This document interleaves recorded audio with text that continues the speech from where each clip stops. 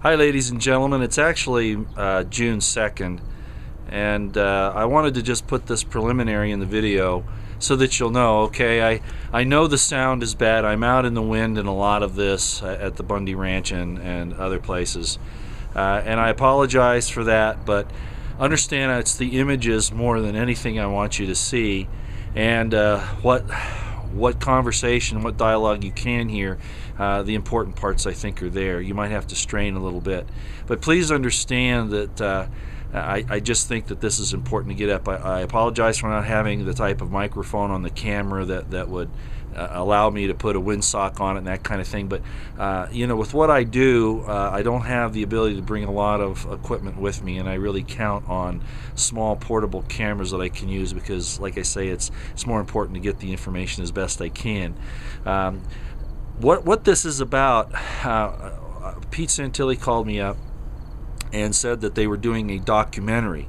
A gentleman from Britain was coming over to do this documentary and wanted me to be involved and some other people.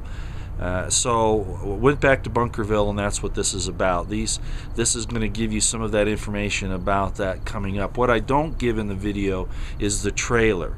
If you go on YouTube and type in The Last Rancher documentary, you'll see it there. It's by 21st Century Wire, and you'll be able to see this very wonderful trailer that shows you what the documentary is going to be about. So please accept my apologies on the sound. Like I said, it's the images that I want you to see and what was going on behind the scenes while I was there. I was there for 3 or 4 days doing that, and the crew is going to be there for probably another 1 or 2 or 3 days finishing up. So anyway, please accept the information for what it is, okay? Thank you. Hey, it's May 29th, and we're back at the Bundy Ranch. Pete Santilli called, and I guess they want to do a documentary on the situation that occurred here and has occurred here. And there's Brand over there, and this is Pete Santilli's motorhome. You can see he has a bunch of these placards on here. Kind of cool. Anyway, we're going to be here. There's the old demonstration area over there. So we're going to be here for, well, I'm going to be here for a few days, it looks like. I'm not sure about Brandon and his son, how long they'll be here. We're standing right where the very first altercation took place. The demonstrators out here when the BLM came down this road right here. Right through here and tried to make that turn right over in there. Anyway, I'll be doing a little bit on this to show you what's happening here, just for information purposes. I read a story this morning that Brand gave me. You know, the BLM really is out of control, and it's the enforcement arm for this Agenda 21. It looks like they've been pushing people off their land. You know, if they can't make up a story on something, or if they don't have anything like grazing fees that they can bring up, they make up a story. I'll get this straight. It's early. It's actually only 6:30 in the morning, and I drove all day to get here. Got here late last night. Okay, I want to show you something. We're on one of the roads out here. Remember, the BLM was running around here with 200 vehicles. Now, look what's right there. That is a desert tortoise, and it decided to hunker down right on the road. Now, so you have 200 of these vehicles from the BLM out here. How many of these do you think they ran over and didn't give a damn? You know, plus the fact they had euthanized how many Brand, 2,000 of them or something? About 2,500. You know, so this was the excuse. And what do you think they were doing with the way they were running around here? So there he is right on the road, baking in the sun. If Brand hadn't seen him, we would have run right over him. So this is the deal here. And you think that BLM truck cared? No, not 200 of them. Not in their convoys. They didn't give a damn about that. That was just the excuse, like it is in so many instances. Hi, I'm Shannon Bushman. I'm a photographer and just kind of all-around American. I took the photos on April the 12th, really good close-up ones of the BLM, and I'm really glad that I did, because if we hadn't had those photos, I think they'd be getting away with this stuff right now. And we're not going to stop. We're going to expose them for what they're doing. This is not fair what they're doing to the Bundys, but it's not fair what they're doing to the American people. Everybody's getting this problem. You know what I mean? This is one rancher, lovely guy, but thousands of them nationwide. We're seeing it in the news every day, are being harassed and driven out of business simply because, hey, they're ranchers and they use the public land. And we've got to do something about that. We've got to stop this tyrannical abuse. It's not just, hey, we've got some rules and you need to obey them. It's tyrannical abuse. They're being abused out of business, driven out of business from businesses that they've had for generation after generation after generation in the name of things like turtles. And I love turtles, but the truth of the matter is you can't drive a guy like Clive and Bundy out of business in favor of a turtle. Right? They can live together. There's just this attitude that, hey, turtles have got to be here and the ranchers have got to go. It's just not true. It's all bad science. And, that's right. And we've got to get rid of this whole concept that the BLM, the Forest Service, the Department of Interior are in charge of our lives. I feel like we're living on the king's land or something, right? Don't go into the king's forest and shoot the king's deer because then we'll string you up somewhere. It's not true. This land belongs to Clark County. Right. This land belongs to the state of Nevada. The fact that the BLM is squatting on it is just absurd. The transfer of public lands has got to happen. We got to get the responsibility of managing these lands back into the local hands, where we can elect officials instead of having the king's men from the east running it like a giant bureaucracy that's out of control. That's right. And I want to step in here. I guess these guys are waiting for it. They know I'm a camera freak over here. I just want to say this was one of the real heroes out there under the bridge when he was taking those pictures. He actually put his life on the line, and I just want to thank you for doing that. If it hadn't been for him, we wouldn't have gotten the evidence that we really needed. So my thanks pleasure. again, Shannon. It's great. Good meeting you. Nice to meet you. Yep, great. Thank you. Okay, Shannon is doing video of Patrick Kennington. Let's see who this is here. He's from Britain. He's doing a documentary on all this. I hope you can hear me. Wind's blowing bad. And where we are is we're at the old BLM compound. Alright, well, Patrick is down there with Shannon, and they're looking at the backstop. We're at the 200-yard marker here for this range. You can see it's even marked 200 there. I hope you can see that. Now, Brand, we're down below Mormon Mesa, and if we look back this way, again, sorry about the wind, right there is the bridge where all of the activity took place that last day. Alright, if you can see that here. Now, you have a range like this for what purpose, Brand? Speak up real loud. This here is designed for long-range sniper shooting. This gravel area, we have used every inch of it, which is approximately 400 yards in increments. They're practicing at that end, shooting 400 yards that hill over there, that big pile of gravel, and we have dug up boat-tail sniper rounds. Now, boat-tails is the most aerodynamic bullet that you can get. They're designed for long-range shooting. Folks, they weren't just out here as a show of force. They were actively preparing to shoot Americans. The Mormon Mesa is right there. That's where I personally saw 3 sniper positions with a pair of 16 by 40 Zeiss binoculars. We're talking about approximately a $3,000 set of binoculars. Very, very accurate binoculars. They bring things in very close. Right there, that's from here. That's about a half a click. Yeah, and to where the protesters were, we're looking at about, say 1,000, 1,200 meters, well within range. And the thing that makes my blood run cold is now we are documenting the fact that they were actively practicing their long-range sniper skills in this area, preparing for American protesters. In other words, ladies and gentlemen, if I can say it, these are not police officers, peace officers. This is a military operation. This was a military operation, and it is an ongoing military operation by these different alphabet agencies against the American people. And as I've said before, I don't even think all of the members of these alphabet agencies are Americans. I think there are a large number of them that are foreign nationals. And to put this in context also, this is where the BLM compound was. If you see all those brown spots, that's where the corrals were, the BLM corrals, holding the stolen cattle. Okay? So they had all of their buildings here where they were harboring themselves as fugitives, in my opinion. So this gives you a pretty good description of what they were doing here. All right, well, what Brand's picking up here, next time you're told that the BLM and the EPA are worried about the environment, look at this. This was the netting that they used to camouflage to hide the cows back here, and they just left it here. And they're all, look at all this dung.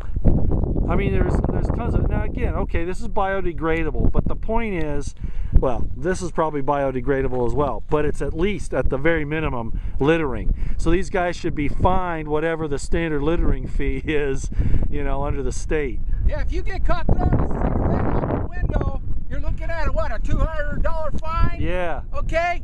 Look at this, the crap they left. They just left it. And from what I understand, there was a lot more stuff here that the Bundys and the volunteers with them actually cleaned up. Right. So there you are, EPA and BLM. You don't practice what you preach. Liars, liars, liars, pants on fire. Here's the backstop. Now this is stuff they used to put on the roads for one reason or another. They put all of this lead in here. Look what Brand's holding here. This is just a small sample of what we found that's not actually in the gravel there. This is what was outside of the gravel. So you can just imagine what's inside the gravel. Now, all across the nation, they are shutting down these lead plants, these bullet factories for lead violations. Okay? So here you got all kinds of lead. These bullets shed their cores. And this is an EPA violation of putting a toxic substance into the ground, into the earth, to be spread all over your freeways. And who knows what else. You know, animals come along, sometimes they'll pick at these, birds will pick at them and get a little piece of lead in them, and next thing you know, that bird's dead. So, again, like Roy was saying, they don't even practice what they preach. If you or I did this, oh God, they would build this up to the point they'd make it a major felony and be in jail for 20 years. Worse than that, they'd have 80 SWAT officers attack your home, you know, do all those nasty things they do to us for that. So. Absolutely, absolutely. But if the government does it, it's okay. Yeah, right. Don't practice what they preach. Just coming on and have a conversation. We'll do some interviews. Santilli's RV that's going to go around on the, yeah. Right. Welcome to the mobile version of the Pete Santilli Show. Going around the country talking to constitutional how's sheriffs. Everybody doing? You want to connect everyone, or? Yeah, I tried to just a little bit earlier, but yeah, they're all standing by. We got a few people standing by to connect. Let me figure this out here. Yeah, you're going to call me, and as a matter of fact, you want to do... Yes, I'm here. I don't know if we have time to do telephones. Let's skip the telephones today. Yeah, probably not. Yeah, we have a lot of people here, believe it or not, that may want to say hello and talk. And go ahead and connect me. Let's do it. All right, let's do this. I'll connect you right back. Hang on. I want to show you this sign. This is here in Bunkerville. Well, of course, we're back here doing a documentary, but I want you to see this. This says, of course, the Great Seal of the State of Nevada. Nevada land. Welcome and enjoy a free land by the people. I'm going to come back to this in just a minute. The wind's blowing as usual. If I had been standing right here a month and a half ago, the BLM would have come over, thrown me to the ground, tased me, CS'd me, tear gassed me, beat me up, and taken me to jail, merely for getting off the road that far onto the dirt. Okay, that's what happened to Davy Bundy and several other people. Out of control federal government doing crazy, crazy things, using military Fallujah tactics on American citizens when they should have just done the normal police type thing if they even think that they had a case. Not attack these people with a military force, which is basically what the BLM was when they were here, but gone ahead and gone back to court, you know, or you know, you could have put a lien on somebody's bank account or something, but no, they want to use force. Well, anyway, that's going on another topic. This, though, I want you to see. I don't really know who put this up here, but I believe it was the people of Bunkerville. For all of you who believe that the Bunkerville people did not support the Bundys, yeah, a lot of people were quiet. You know, of course, they don't want to get in trouble. They felt for the Bundys, and they understand the plight that they were in and the stand that they were taking for everybody's liberties. But this is incredible. Now, there are two of these signs. There's one coming in here from exit 112 where I am now, and there's another one if you go into Bunkerville down that way as you're coming up from Mesquite. There's a second sign like this. This wasn't cheap, and to have it set here, and what's interesting is that the state hasn't removed it, because I suspect it's not a state approved sign, but to take this down would be absolutely horrific, so they better not do it. This is talking about the land of the free and the home of the brave, and these brave people that stood up against this federal tyranny. I'm out here to do a retake on some of this stuff on the documentary, and over here we have Patrick, who's doing the documentary. He's in charge, and this is really interesting. The BLM, I remember Dan Love saying, we're not killing any cattle. Well, guess what this is?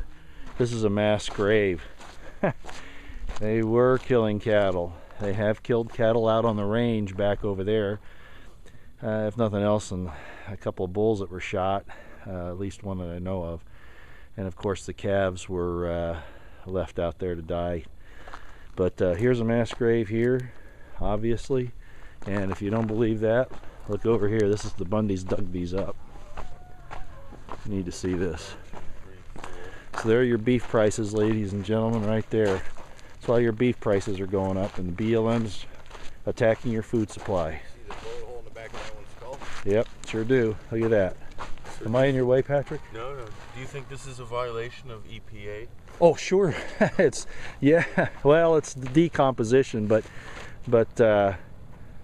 certainly the netting back there is, and the lead in the hill. But look at this. That's why your beef prices are just out of control, and they're doing this all over the country, primarily in the West, of course. Down below, that's the berm that they use as a backstop for their long distance rifle training.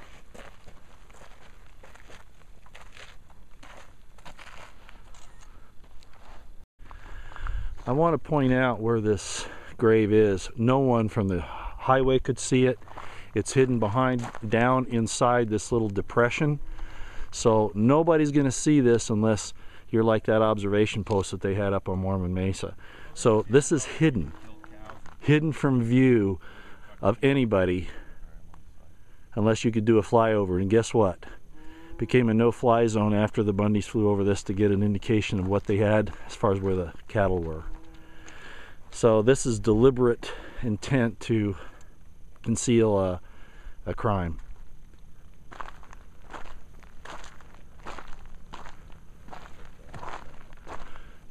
So you're right down here in this depression.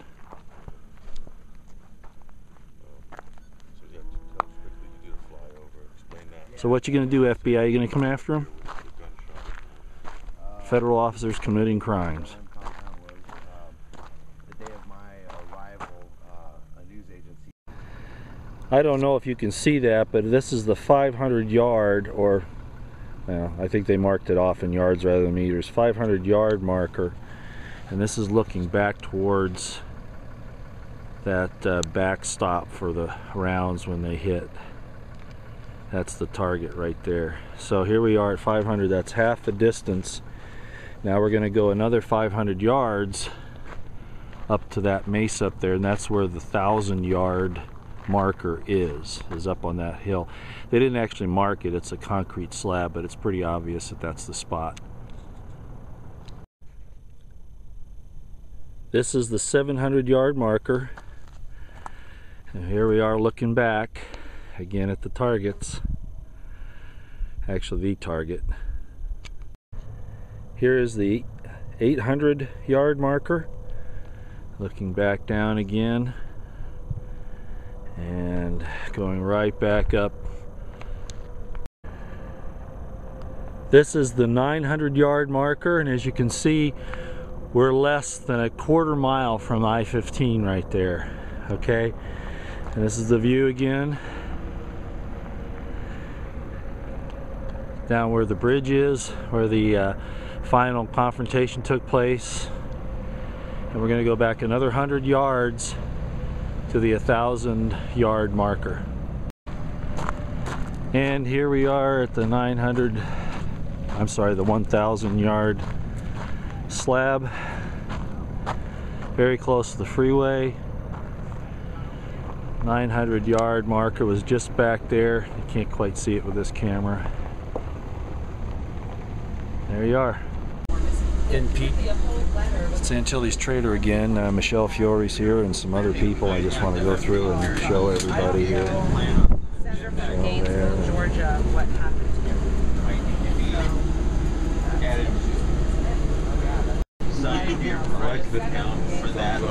him? Because Michelle's here, it looks like the NSA has taken down Pete's broadcast, so they're trying to fix it. That's April there, and Michelle Fiore. April works for the state as well. The teachers, educating our religious leaders from all churches, from all synagogues, from all mosques, from all over, because the Homeland Security here in Nevada is educating our religious leaders. They called for a meeting 2 weeks ago with some of our top heads of some of our different religious organizations, from Catholic to Jewish to Department of Homeland Security? Department of Homeland Security has briefed our religious leaders on their efforts, and basically they want to make sure that the religious leaders are steered and guided into their way of their protecting Americans. So, you know, if one of their members of their congregation comes to them and say, no, this isn't right, they're trying to get to the leaders before the people. So now it's our job to go back, set meetings up with all of the religious leaders, and explain, never, ever, ever tell someone that they're guilty when they're not. Check the facts and check who's saying it. Right, yeah. When I looked at this, I wasn't really sure what it was, so I called my assistant last night and I said, can you explain what this is? And she said, yes. The post office has opened your mail, cut the return sender, because my assistant always sends thank yous and prepares thank yous for me that I sign and we send out for people that write to me and send me mail. So this particular piece of mail was opened. The return sender was cut off. There were 2 cards in the envelope, and I didn't get a letter, so I don't know if they threw the letter out. I don't know who this came from, except I do know it came from an individual from Gainesville, Georgia. We looked up the zip code. They left the zip code on the mail. And inside this particular envelope, there were 2 other envelopes with cards, and they were dismantled, so I basically have to figure it out. And on the envelopes, it looks like the Post Service had written that there was $100 in each of the cards. One was addressed to Carol Bundy, and one was addressed to the Oath Keepers. And on the original envelope, obviously the post office in Georgia received this April 21st. I received it around May 30th. So over a month, they have basically took my mail, delayed it, and then sent it to me. Then they had the nerve, because obviously the person that sent it to me from Gainesville, Georgia, had stuck $100 in one envelope and $100 in another envelope. The Postal Service then took the $200 and sent a money order to me for $198.75 because they charged me for converting the cash into a money order of $1.25. So I just find that very odd. And I usually get a lot of mail, and for the past month, I would say my mail has dropped by 60%. And now I realize why, because I'm not getting most of it. And this one that I did get, I think they were afraid, and they literally sent it to me because maybe they thought someone was tracking the dollars. Mm-hmm. So they said, we better send it to her just so a bigger story doesn't come out on what literally took place. In her her story that you're about to hear is really, really important. You know why? Because it's the absolute God's honest truth. Now, what the public has been hearing as to, let's say, for instance, that, you know, Sheriff Mack made a comment, miscommunicated. He thought that, you know, that the federal government would never fire upon women or children or whatever. He mentioned something to the strategy. That was not part of the strategy. We have a woman here that I'm going to introduce to you. Her name is April. She felt somehow, some way compelled, as you described it to me last night. There was something that drove you to come out here on that particular day. You made your signs. You're an activist. You're an outspoken. I would say, if you were to put yourself on the political spectrum like me, you get to the right, you hang a right, and you just don't stop, right? Right, exactly. Which is a great thing. So you felt compelled to come out here. You thought it was outrageous what was happening to the Bundys. You came out here on the 12th. You didn't know what to expect. You just said, let's go to a rally. And you came here, and it was a life-changing experience. Absolutely. I had no idea what was going to be going down that day. I simply thought I was going to come out here to protest against the BLM, and it turned out being what it was. And next thing I know, I had guns pointed at me. You actually ended up at that first initial group with Ann and Bundy, and there's an epic, classic pictorial that was taken where he led that small initial group in prayer. Yes. And you were with that initial group. It was actually broadcast on Fox News. Yes. The picture was. You went there, and was it just by chance that you ended up with that initial group? Just by chance, you just? Yeah, because when we parked our car, there was already probably a good 30, 40 cars already parked, and then started down the trail, and I'm like, what are we waiting for? Got out and I started down the trail, and a lot of people held back, right. And I was like, I'm gonna do what I'm gonna do. I'm heading down the trail and see what we see. Had no idea that the BLM was gonna be there waiting for us. When we drove up there, and I saw Metro set up on the side, and I said, what are they doing here? Mm-hmm. Well, why are they all set up? What's NHP doing here? What's going on? Because we never decided to get cattle until the hour was up. Right. That was never even mentioned. That was not one of the demands. Right. So to me, it just really messed with my head to sit there and see Metro set up, to see NHP set up, and all of a sudden BLM, once we got down to the bottom, set up with guns. Well, they just left us hanging. You Yes. remember that? Oh yes. Oh yes. Didn't you feel like we had been left abandoned? Yeah, it was like they told us that that was what we were going to do. That the BLM are ceasing and desisting, and but they never gave any indication as to when the cattle were going to be released when he was asked that. So it appears that he simply tried to appease us, and then I think he thought that we would just disperse, everything's fine and dandy, good, they're going to release the cattle, that's going to be between Cliven and the BLM and the sheriff, awesome, and just thought we were just going to, all right, do nothing after that. So I was very happy after the fact, after I thought about it, was good that Cliven gave him the hour time limit, because that's what the government likes to do, is, you know, give you a little something to hush you up for a while, and then business as usual. De-escalate, pacify, nothing to see here, everybody go home. Yeah. Right? Move along. When we got down there, you made a comment. You said that you didn't realize just how dangerous that situation was. But when you got down there, were you also equally surprised that they were prepared for war? Yes, I was not expecting that. And then when we got down there, and I turned the corner and saw the guns there, and their PA system saying it was in violation of a court order, we needed to leave, and we kind of stood back for a second as they got their guns drawn on us, and Ammon said, all right, let's go ahead and let's say a prayer, and hopefully, you know, we'll get the courage to go ahead and you know, go talk to them. Right. So we got on our knees and we prayed, and after that, it was, I mean, I honestly had no fear. Hold that thought right there. That's where I want to take it. Doug Gillespie does not want this to be his last stance for the legacy of his sheriffhood. So when you look at, if I was the sheriff of Clark County that day, April 12th, even before April 12th, before the whole standoff, the standoff would have never occurred if I was the Clark County sheriff, because from day one, I would have simply said, BLM, leave my county, or my officers will arrest and detain you, period.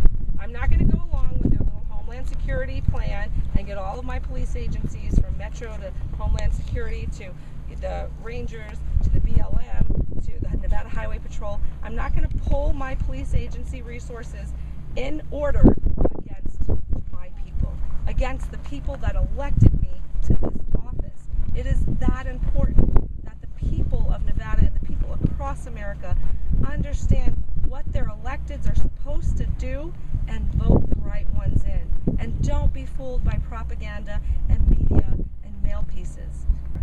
So this particular incident here in Clark County should have never happened, would have never happened if our sheriff from the beginning told BLM, get off of my land, I'm the authoritative officer here, and if BLM, you do not abide by the Clark County law here, we will detain you, period. That would have ended this whole issue. We would have never had firearms being pointed at Nevadans, ranchers, and fellow Americans. So yes.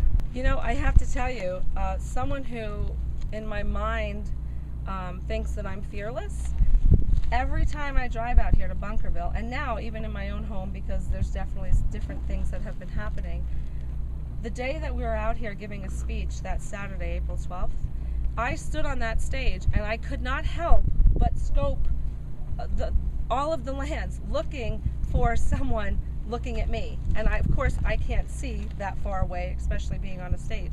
But definitely very, very scary. I have 4 beautiful grandchildren and 2 daughters and a mom that I take care of. And there's no way that it's okay for a federal government to ever put a target on my back or call me a domestic terrorist because I'm protecting the people. It is very scary to think our federal government has a scope with a muzzle, the end of the rifle, pointed at you and could end your life and bring total suffering to your family, especially if you're the breadwinner of the family. Very scary, and unfortunately, if we the people don't do something about this now, that's going to be a normal way of living.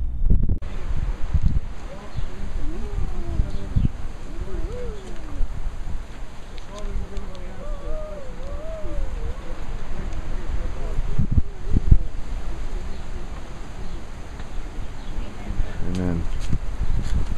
Okay, now just come over here and get started. And, you want the government to go first? Yeah. Oh, however it works, let's get her done. So, Mr. Buddha, how old are you? This is a birthday party for Buddha over here. Oh, wow, okay. Just a real quick scan of the party here, but I want to show you the house. Okay. And I will just let you make your own judgment call about all those financial claims that you hear about, okay? And what these people do here to survive. Alright, this is Clive and Bundy's house. Alright? I think that's enough said. Yeah. Bam! What's going on? So I do always put it. Yeah, alright. What's going on? Selfies! Yeah, we're doing it all right here. We're doing it all right here. Here we are. Alrighty. That's great. You were right behind me. Were you right behind?